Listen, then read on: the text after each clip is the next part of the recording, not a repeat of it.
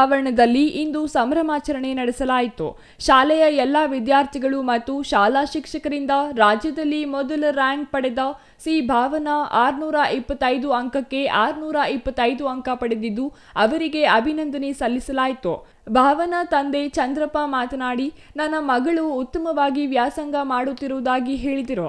ವಿದ್ಯಾರ್ಥಿನಿ ಸಿ ಭಾವನಾ ಮಾತನಾಡಿ, ಶಾಲೆಯ ಶಿಕ್ಷಕರು ಮತ್ತು ಪೋಷಕರು ನನಗೆ ಸ್ಫೂರ್ತಿದಾಯಕವಾಗಿದ್ದಾರೆ. ಅವರಿಗೆ ನನ್ನ ನಮನಗಳನ್ನು ತಿಳಿಸುತ್ತೇನೆ.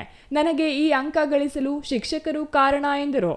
ವಿದ್ಯಾನಿಕೇತನ ಶ್ರೀ ನೀಲಗಿರೀಶ್ವರ ಮಹಾ ಋಷಿಗಳು, ಗುರಪ್ಪ ಸ್ವಾಮಿ ಋಷಿಗಳು ಅವರಿಂದ ಸ್ಥಾಪನೆಯಾದಂಥ ಈ ಗುರುಕುಲ ವಿದ್ಯಾಸಂಸ್ಥೆ ಶ್ರೀ ನೀಲಗಿರೀಶ್ವರ ವಿದ್ಯಾನಿಕೇತನ ಎಂದು ಆ ಒಂದು ನಾಮಕರಣದಿಂದ ಈ ದಿನ ರಾಜ್ಯದಲ್ಲಿ ಟಾಪರ್ ಆಗಿ ಹೊರಹೊಮ್ಮಿದ್ದಾಳೆ ಭಾವನಾ ಅಂತಕ್ಕಂಥ ಒಂದು ಹೆಣ್ಣು ಮಗು.